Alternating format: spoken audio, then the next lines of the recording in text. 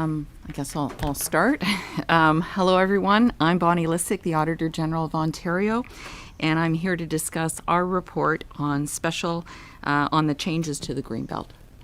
And thank you very much for your time today. I'd like to also use this opportunity to publicly thank my team of excellent auditors and professionals who worked diligently with me to complete this important report. To be able to table it today for the Legislative Assembly is my final report of Auditor General of Ontario, as Auditor General of Ontario. In January, I received a joint letter from Ontario's 3 opposition party leaders requesting an audit and an assessment of the financial and environmental impacts of the government's decision to remove lands from the Greenbelt in 2022. We initiated our work in January of this year. In conducting our work and finalizing this report, we received full cooperation from the Secretary of Cabinet and the Senior Director and General Counsel of the Cabinet Office, the current Chief of Staff to the Premier, the former Deputy Minister and staff at the Ministry of Municipal Affairs and Housing, and the Deputy Minister and staff from the Ministry of Natural Resources and Forestry, as well as the many others we interviewed and obtained information from throughout the course of our work. However, we faced legal pushback from 2 prominent developers we asked to meet with us. To maintain public trust and confidence, the government and its ministries need to show that they are transparent in decision-making and that they act fairly in the interests of all Ontarians. Our review of the procedures used to amend the Greenbelt boundary in 2022 raises serious concerns about the exercise used, the way in which standard information gathering and decision-making protocols were sidelined or abandoned, and how changes to the Greenbelt boundaries were unnecessarily rushed through. In essence, rather than allow the Housing Ministry's non-political public service staff to conduct a comprehensive process with expert review to identify and select lands for possible removal from the Greenbelt, the government assigned responsibility for this important assignment to political staff. The Housing Minister's Chief of Staff, who led and controlled a truncated, highly restricted selection exercise for the removal of lands from the Greenbelt. This selection exercise effectively excluded substantive input from many subject matter experts in the Housing Ministry and other ministries and municipalities, First Nation leaders, and the public.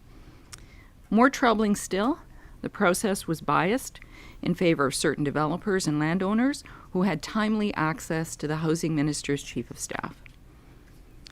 Owners of the 15 land sites removed from the Greenbelt could ultimately see more than a collective $8.3 billion increase to the value of their properties. In June 2022, following the general election, the Housing Minister received direction from the Premier's office to complete work to codify processes for swaps, expansions, contractions, and policy updates for the Greenbelt, specifying that the work should be done in fall 2022. A few weeks later, the Premier's office assigned a political staff member to be the Housing Minister's Chief of Staff. This political staff member would become the key person to lead this initiative. Emphasizing the need for expediency and confidentiality, the Chief of Staff directed the Housing Ministry's Deputy Minister in the first week of October 2022 to set up a team of non-political civil servants, initially of 6 staff, who in our report we refer to as the Greenbelt Project Team, to assess which sites might be removed from or added to the Greenbelt. Team members signed confidentiality agreements. The Chief of Staff also gave the team the criteria they should use to make their assessment and requested that this work be done within a 3-week period. What followed cannot be described as a standard or defensible process. Even though hundreds of site removal requests had been submitted to the ministry in the 17 years since the establishment of the Greenbelt in 2005, the team only assessed 22 sites as options for removal from the Greenbelt, of which 21 were provided to them by the Housing Minister's Chief of Staff. Further, 2 prominent developers provided packages containing information about 2 of the Greenbelt land sites to the Housing Minister's Chief of Staff at a dinner function held by the Building Industry and Land Development Association in September 2022. After the event, the Chief of Staff indicated that one of those developers provided him with information requests to remove an additional 3 land sites from the Greenbelt, which included one site related to a third developer. Of the 15 sites ultimately selected, these 5 land sites represent about 92% of the approximately 7,400 acres removed from the Greenbelt in December last year. As the Greenbelt selection project proceeded last October, assessment criteria were dropped, or site boundaries were altered to facilitate the selection of most of the sites for removal from the Greenbelt. For instance, when the ministry identified that 19 of the 22 proposed sites did not meet the one environmental criterion, that criterion was dropped. In another example, when the confidentiality restrictions imposed on the Greenbelt project team made it impossible for the team to assess how quickly infrastructure could be built on the proposed lands, those criteria were discarded too. Internal government decision-making material prepared for Cabinet by the Housing Ministry did not clearly describe the exercise used to identify, assess, and select the Greenbelt land sites. As a result, key decision-makers told us they were not aware of key limitations in the exercise to amend the Greenbelt boundary when they were asked to approve the Greenbelt amendment proposal. We also noted that fair, transparent, and respectful consultation did not take place. We found that the Housing Ministry's public consultation period, which is required by the Environmental Bill of Rights, was undermined by incomplete and inaccurate notices on the Environmental Registry of Ontario, limiting the public's ability to fully understand and comment on the proposed changes and their potential impacts.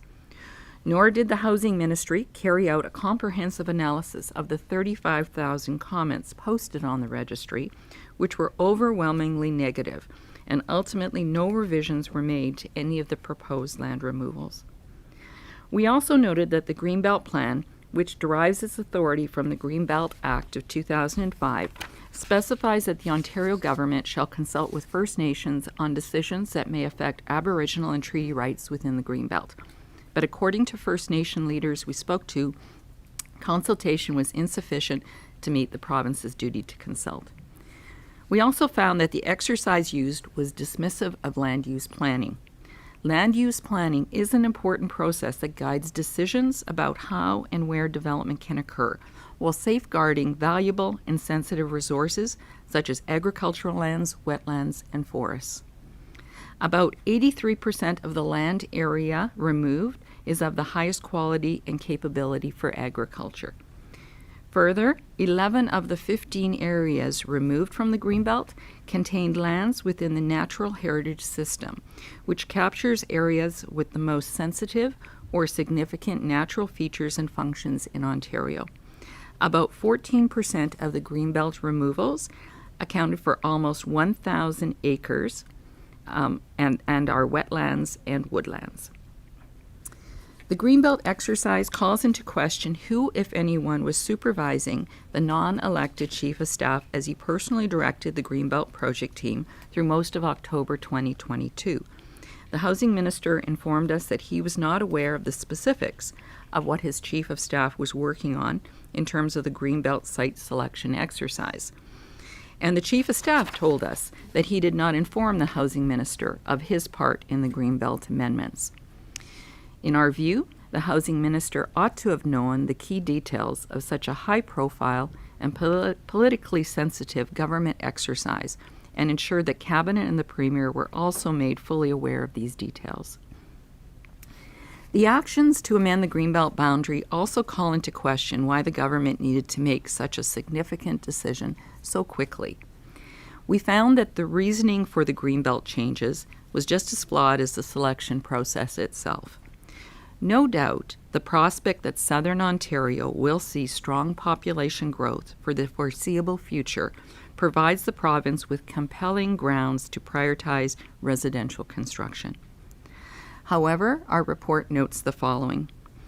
In March 2022, the government adopted adopted the Housing Affordability Task Force report as the source of the goal to build 1.5 million homes over 10 years. The report itself specifically states that land is available both inside the existing built-up areas and on undeveloped land outside of greenbelts. Further, we found that the Housing Ministry had already allocated the entirety of the 1.5 million unit housing target to Ontario's municipalities in October of 2022, 1 month before the government's November 2022 proposal to remove land sites from the Greenbelt. As well, the chief planners in the regions of Durham, Hamilton, and York, home to all 15 sites removed from the Greenbelt, told us that Greenbelt land was not needed and that there is sufficient land outside the Greenbelt in their regions that is already serviced with infrastructure or can be more easily serviced to meet the housing targets that, as mentioned, had already been assigned to them by the Housing Ministry in October 2022. I would like to draw your attention to the report we issued in December 2021 titled Land Use Planning in the Greater Golden Horseshoe. Given the increase in the use of MZOs, which override the normal land use planning process, it is important to reflect on the use of MZOs in conjunction with today's report. Development companies cannot be assured of the fair and level playing field in which they need to conduct their businesses, and communities and their residents have no idea whether plans that have been carefully crafted to achieve a vision for their communities will be respected. While the people of Ontario deserve prompt action to solve societal problems like those generated by the need for housing, this does not mean that government and non-elected political staff should sideline or abandon protocols and processes that promote objective and transparent decision-making that is based on good information. In our view, the 2022 Greenbelt exercise clearly demonstrates what can happen when a policy directive such as opening the Greenbelt to enable development is then implemented with few procedural safeguards or little expert input. Put more bluntly, expediency should not be used as a justification to short-circuit sound operational procedures. Our report includes 15 important recommendations that stem from our work. They cover the need for clarification of roles and responsibilities between political and non-political public service staff, limiting the use of public service staff having to sign confidentiality agreements when conducting their work, emphasizing the need for compliance with the Public Service of Ontario Act when liaising with third parties with vested interests in the outcome of decisions, strengthening oversight powers of the Office of the Integrity Commissioner of Ontario, clarity regarding email retention and restrictions on the use of personal email for government business, meaningful and intentful consultation processes, complete cabinet submission information with the ability of non-political staff to document their expressed concerns around lack of process, evidence, and information. And finally, given that both the Premier and the Housing Minister communicated to us that they were unaware that the 2022 pre-selection of Greenbelt lands for removal was biased and flawed, we recommended that the government revisit the particular land site selections that were made to adjust the Greenbelt boundaries now that it has the benefit of the information contained in this report. And now I would be pleased to take your questions. And I just want to say one thing too before I do answer questions, is that I do want to say kudos and really congratulations to really great investigative reporting, and I believe it came from the Narwhal. I believe there was CBC involved, and I do believe a little bit from the Star as well. And thank you for that. I think the investigative reporting has a place and a future still, and good work. Bonnie, in My understanding is that the act that governs your work doesn't require you to go to law enforcement with anything that you find that might be criminal, whereas in the Integrity Commissioner's case, the legislation that governs their work does. Do you think that anything criminal happened here, and do you think the OPP should investigate? We have a section in our Act that says we can provide advice or information to those within the public service. The OPP is within the public service in Ontario, so that is sort of that pathway. To be honest, we had a meeting and we've had discussions, but my understanding is yes. And my understanding is that, whatever happens in the future will be up to the OPP to decide whether there is merit in looking at any situation further. Can you tell us what those discussions entailed with the OPP? I can't. It's not something we've put in the report, and I think it's probably best if there is any decision by the OPP at any point in time that they decide whether they take, pursue anything. We're not the police, so we're in our lane here. Do you think the police should investigate? I think I'll leave that up to them to answer. Our work is in the report, and I think anything else beyond that is either with the Integrity Commissioner or with other parties. Auditor General Lysyk, you tried to speak to a couple of developers, and you did issue summons, I believe. What did you want to speak to them about? What questions did you want to ask those developers specifically? I think, broadly, we wanted to understand their perspectives on the lands that they had, on the, why their lands were selected, what their thoughts were when they were asked about their lands being removed from the Greenbelt or told. So I think it's normal to have heard from them and heard what their perspective was on the decision-making around the removal of the lands they own or are developers from the Greenbelt. Follow-up, please. What documents and information did you have access to whilst conducting the reviews? Was it mostly based on interviews, or were you given more access than that? We don't particularly detail all of that information in our report, but I can say we have a scope section where we did say there were limitations to our work. And we have a section in there that says, should anything else come to our attention, that the office would consider pursuing and conducting any additional work that's necessary.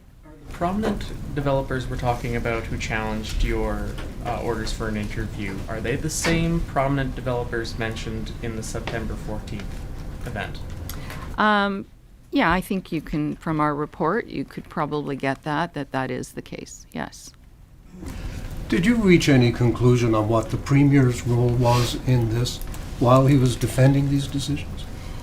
I did meet with the Premier and I asked pretty direct questions of the Premier, and in all cases he indicated that he was not aware of the specifics around the selection of the land, and that he did not tell anybody to put in submissions for the removal of the land. So that is the information I received from the Premier. Do you believe the Premier when he said that, and or the Housing Minister, that they actually had no knowledge of this and it was all just this Chief of Staff? I have no reason not to believe them. I think given everything we've seen, I think that our recommendations stemmed from that as well, because if you're not aware of a process where pretty important decisions are being made, then it makes sense to revisit those decisions in light of new information. So that is how we've handled this. Are you saying then that this is just one rogue chief of staff who did this all on his own and broke protocols and rules? I think what we're saying in there, we are questioning that somebody could, manage an initiative like this without any type of supervision or oversight. And so the way we've concluded on that is that we do believe the minister ought to have known. The minister indicated to us he did not know, but given the importance of this, it would have been, I think most people would have presumed he would have been aware. But if he was given this responsibility from the Premier's office, should they not have known and been aware as well? So we've had those discussions. We did a number of interviews, and we have no information that would confirm that he was receiving direction, particularly from anybody specifically. And the allegations have long been that someone in this government tipped off developers that this land was going to be opened up, and where. Has any of that come to light? What is your response to those specific allegations? I would say in the back of our report we have an appendices that has a timeline. And, the chief of staff started in his new role at the beginning of July, and then a couple months later, material starts being given to the chief of staff. So we do wonder how that process came about and why people would bring material like that and provide it to the chief of staff. Having said that, we have no other information around that situation to outline in the report today. Are you suspicious?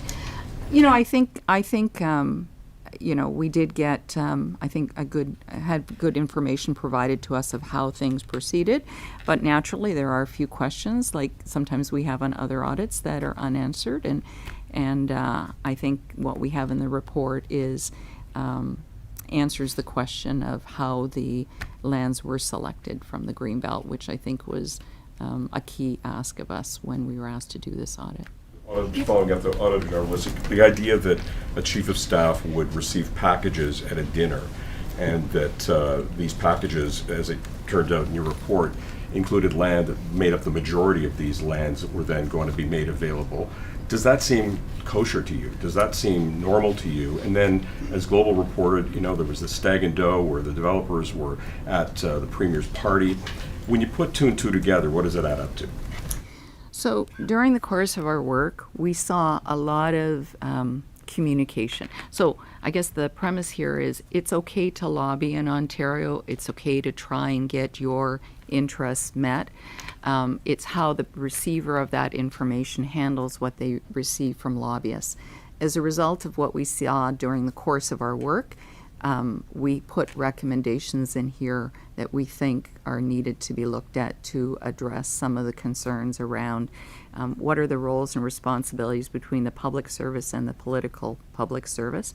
How should materials that are received from people that are lobbying for their purposes and be handled and shared among the political staff and the non-political staff? And the integrity commissioner's role in looking at all of this. So I think there is a bigger picture around all of this in terms of more understanding of what the roles and responsibilities are in working with third parties that are vested interests. So we've addressed it that way in the report. How did you find out that this package changed hands in this September 2022 meeting? I think we've indicated that the chief of staff did cooperate with us, and the chief of staff indicated that that was the case. Premier Ford, not too long ago, said that you're out of your lane for looking at this. This is not in your purview. You're supposed to look at budgetary items. How do you respond to that? I think the key thing here is that everyone refers to the term value for money, but maybe look at the root. I'm an auditor general, audit. Our office is the office of the auditor general. We're auditors. Auditors look at information and want to communicate how processes work or are not working throughout what we look at. We're completely in our lane, and we've always been in our lane. The thing about that type of comment that I find I listen to and I accept is that it diverts attention away from the reports that we write and the work that the office does. So it's not just about the Auditor General or about Bonnie Lysyk, it's about the content of our work. And I think comments and even different articles that divert are not doing justice for the people in Ontario, because it's the content of our work that's really important to get at versus, personalities or are we doing the right work. I think when there is a concern raised, the issue should be about how does the concern get fixed. You talk about preferential treatment for some lobbyists in part of your report, and you mention staff be setting up investment opportunity meetings. What are these meetings, and how frequently do they happen? Yeah, I think I'm comfortable leaving it as it is in there to just indicate that, there are issues, I think, that need to be thought about. I think, there is that definition of what is policy and what is operations. So opening the Greenbelt, but is picking the lands to pull out of the Greenbelt really policy, or is it something that requires expertise? So what we've done in that section is indicate that there are situations where outsiders can influence operations of government, and that's where we think more attention is needed to define that line between reliance on a qualified civil service, experts in municipalities, experts in conservation authorities. Political staff have a role, but is it to make absolute operational decisions? In this report that public consultation was once again subverted, and it wasn't done adequately and sufficiently. You found that for Bill 23 as well, and a couple of reports before then, too, if I'm remembering correctly. It seems like the government hasn't taken the past recommendations you made about improving the transparent consultative process when it comes to environmental policy changes. What would you say after this thorough investigation you've done in Greenbelt changes? I would say that is an important thing to keep your eye on. I find it is really dismissive and disrespectful of people who write in and have concerns about things that don't get their concerns addressed. So there needs to be some change and recognition that when we all spend our time responding to what looks like a consultation process, that it's respected. And I think what we've seen over the years, that consultation in a number of cases, especially with respect to the Environmental Bill of Rights, sure, there's a mechanical process. You put something on a registry and you ask for a 30-day response. That's the mechanical side. But the real side is, what is the content of what you're getting responses to about what you do? And I don't think we're seeing full responses. And the other is the timing. So is it realistic, especially in the case of this situation, to have asked people to respond to something as important to people as opening up in an area that has some will have environmental impacts to it, and ask for 30 days? And if you look at that response time too, it also there was another one that was posted that it was just after a municipal election, and you're asking municipalities to have input when they don't even have a council in place. Like, that whole consultation area, I do believe, needs to be rethought and really respected. Otherwise, you get a population that doesn't believe it makes a difference whether you comment or not. It's like whether you vote or not, Is there any recourse for the public or for the Indigenous communities or even municipalities that weren't consulted for all these major land use changes? I think recourse is probably voice. I mean, I don't speak for the Indigenous community, but they did tell us they had concerns.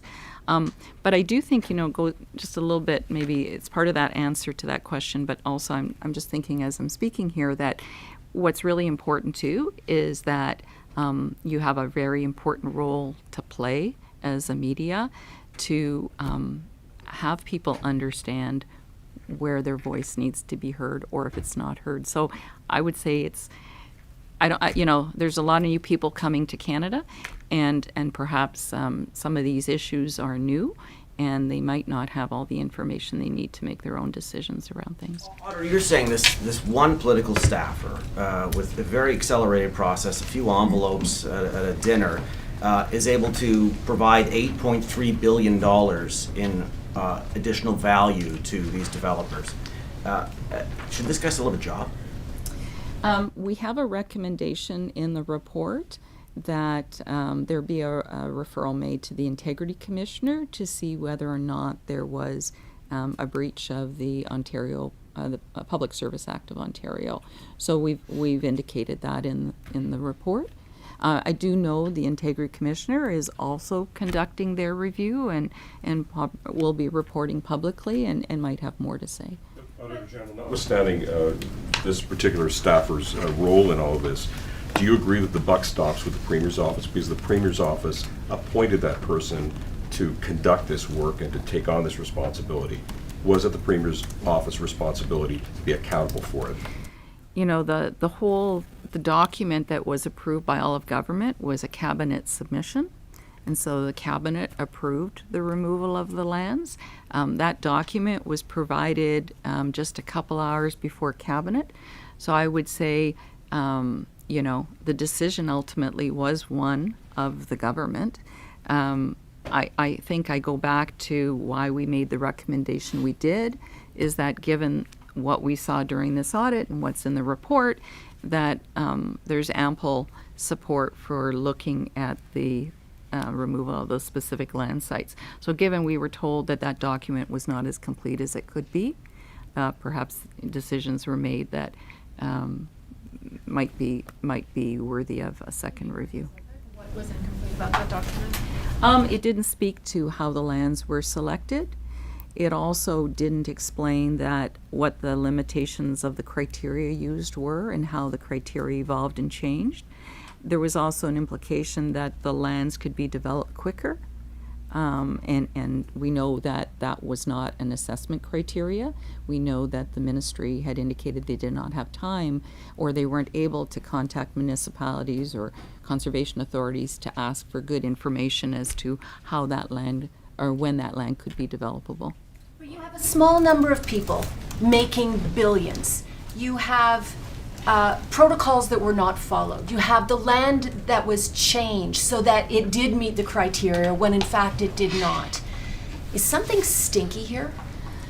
Yeah, we have concern around what we saw, and hence I think you'll see the terminology that we've used throughout the report is this is a flawed process, this was a biased process. We saw what we think is preferential treatment. There's answers still to be obtained in a few areas. So I do believe we are saying this was not, we aren't even referring to it as a process in our report. We're calling it an exercise. Is any of it criminal in nature in your mind? That's outside of my purview. So it wouldn't be fair for me to comment on that. On Minister Clark, no, there's a part in the report that says there was a letter sent by a lawyer to his chief of staff, but the letter was to Minister Clark about one of the parcels of land that was ultimately removed, one associated with Shakira Ramatullah, who went to the wedding and just followed the wedding. Did the minister ever read that letter? And if he did, is it possible that he didn't know what was going on by his chief of staff? I think, I think that would be a good question for the minister. All we know with respect to that is that was material that was then provided to the ministry to use as information as to what lands to look at for removal. Or is there a reason you're not using his name? We typically don't name people in our reports. We try and use the titles of people in our reports. This is the current chief of staff for Minister This is the Clark. current chiefs. Okay. Bonnie, in your reports, in your recommendations, there's recommendations about records retention, personal use of emails. And of course, there was the developers who filed in court to resist some of what you were asking for. What are the gaps of what you were trying to figure out that you weren't able to? Were there any that were significant? Yeah, I think we made those comments because we did do email reviews, and in some mailboxes we can see information that we would have expected to see in other email boxes. I wouldn't say we were extremely concerned about what we didn't see, but we were concerned that there might not be clarity around what is kept and what isn't kept, and hence we made that recommendation. Also, when you're looking at people having meetings, especially when meetings are with third parties, that it would be a good practice to document the purpose of meetings in meeting agendas, and so we didn't see a lot of description around some of the meetings that we were looking at. Were there any particular parts of the saga, I guess the story behind how these lands were chosen that you weren't able to identify? That still to you is a mystery after doing this work? I'll just back up a step too. The other part of this is we do have a comment in there that information can sometimes be sent to people's personal emails, and we wanted to emphasize in the report that government business should be on government emails, not on personal emails, and that because that is a risk as well, because personal emails become then subject to FOI. I think what I would say is that right now, based on what we know, we think our report is complete. Could there be other information over the course of the next while that becomes new information? We did put a paragraph in our report that indicated that would be something we looked at. So I guess I'd say, never say never.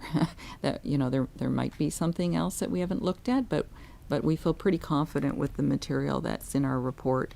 And I think what's important about it are the recommendations, and that they're timely. The preferential treatment of lobbyists. You mentioned that there was a practice of taking possible wording for legislation from lobbyists, then putting it in a folder and sending it to the deputy minister. Can you tell us what any particular legislation was affected by that practice? I can speak to what we have in the report only without getting into details. But I think generally it could be that sometimes the civil service, so the non-political staff, might be asked to do something or to use certain information without understanding where that comes from. Whether it's an instruction from a premier, whether it's instruction from a minister, whether it's actually political staff that come up with that idea, or whether it's a third party. And what we're saying is that there should be clarity around all that, because what we did see is perhaps that misunderstanding happening. What's going to happen now with the legal challenges from the two prominent developers? Are you still going to be trying to get to enforce your order to have them sit down, or is that moot at this point? So, we had tried to have just meetings. That didn't work, so we did issue the summons. And the summons were, there was a challenge. And, I made the decision that it's why would we do that? Why would we, again, go through an exercise to get information that really we should be able to get under our act? So bottom line on that is, it's in the report. It's referred to the Legislative Assembly. We have two sections in our act. One says we can talk to people to get information. The other says we can use the Public Inquiries Act. The Integrity Commissioner has used the Integrity Inquiries Act and summonsed, and to him, there was a positive response.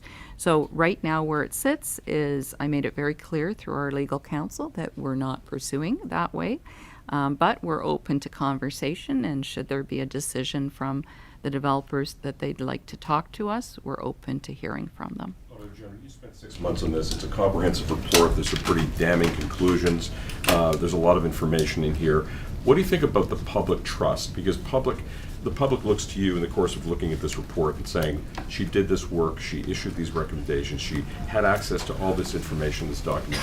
Should the public have the feeling out of all this that the government got away with something because they pushed this through, the process wasn't done according to the way that you say it should have been done, but what are we going to do about it at this point? Deal is done, monies are going to be earned, profits are going to be substantial, but what's the upshot? Do you think the public should feel like the government got away with something here, or that there's any recourse at all? I think the thing is, I don't know if it's too late to make a different decision. I think the implication is just because the decision was made in the past that it has to be followed through with. There's been other decisions that have been reversed.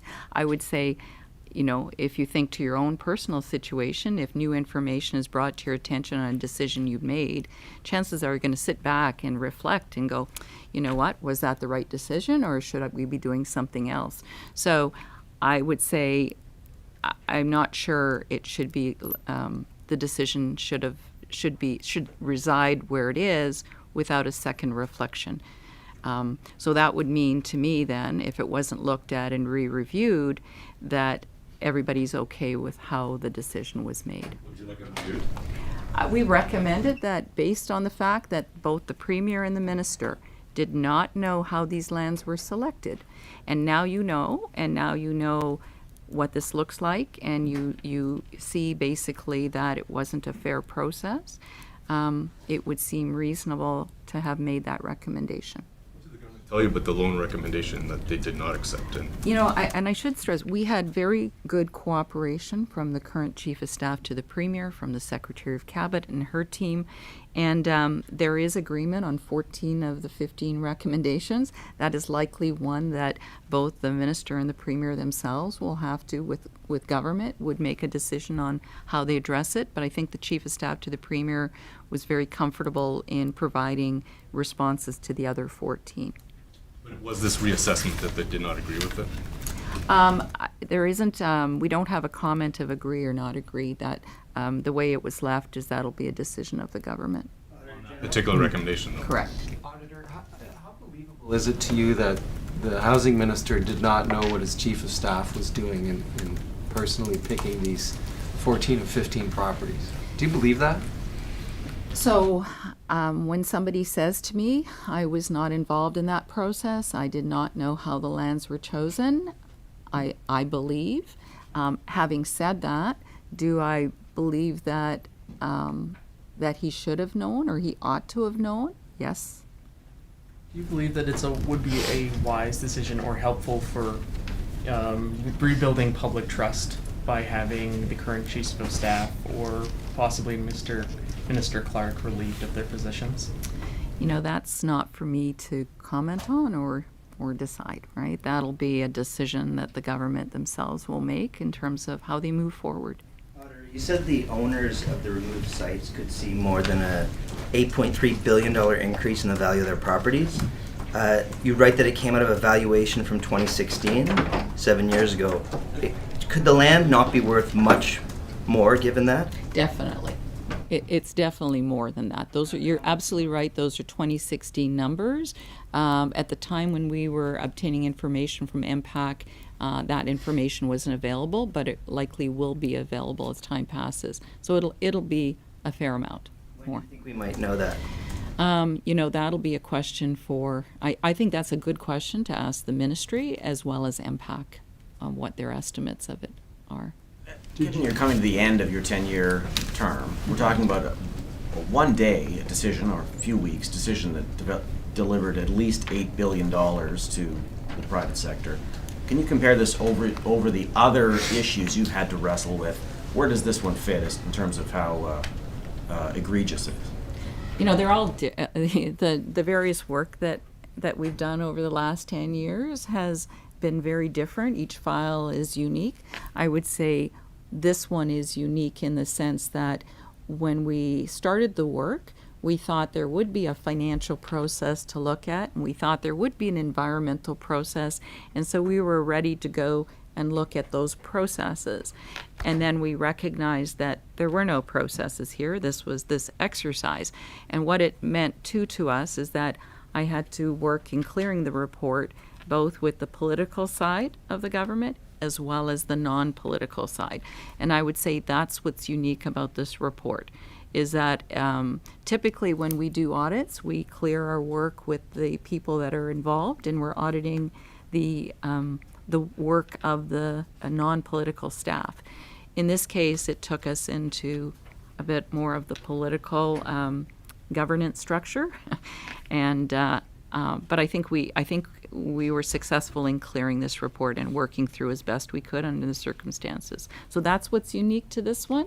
That's what I'll remember, is the unique clearance process that we worked through on this file. What do you think about having a full public inquiry about this? You know, that's not for me to comment on. That's a different territory. Did you, in your office, look into if anyone in the government personally benefited from any of these decisions? We have nothing in our report identifying that anybody personally benefited from this. Was that something that you asked or looked into? You know, that is something that we thought about. You know, again, there is probably more work to come, more reporting from the Integrity Commissioner. But I don't have a response to that. Well, it sounds like the question might have been asked. Yeah. I think it's a question to be asked, but we didn't. We did not report anything on that. Sure. We'll go to the phone lines now for questions. Ladies and gentlemen, if you would like to ask a question, please press *1 now.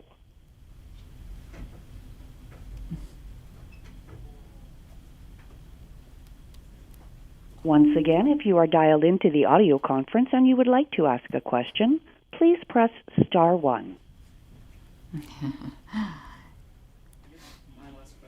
There are no questions from the phone lines.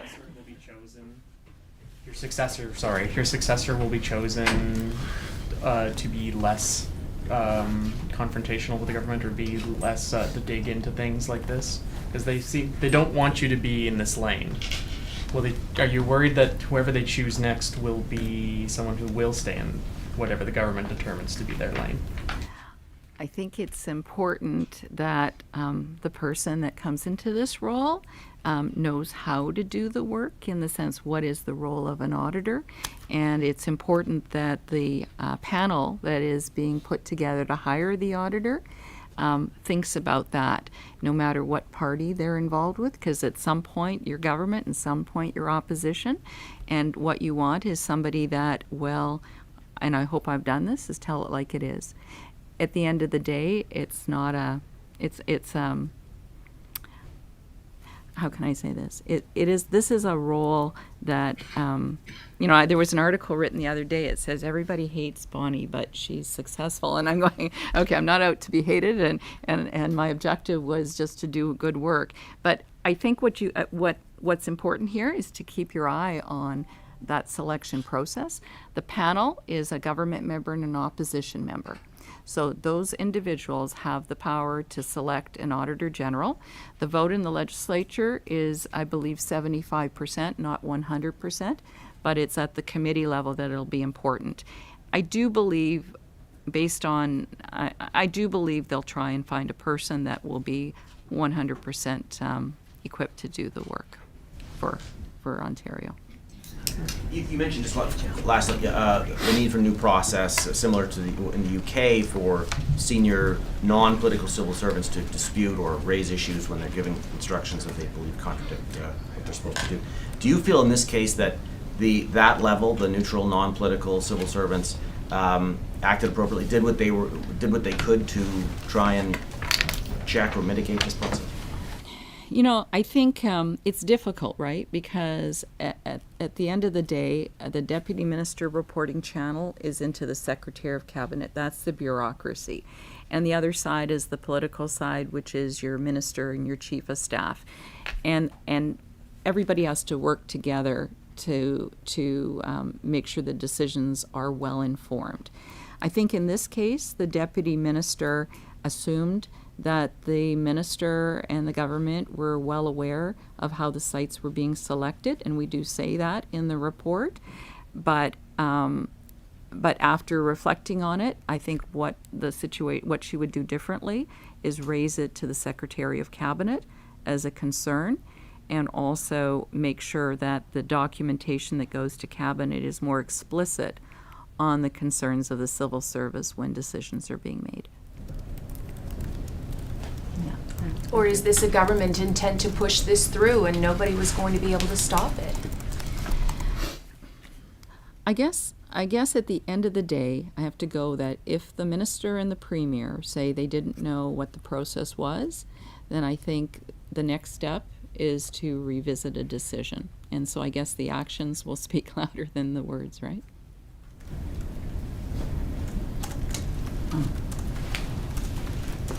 Thank you.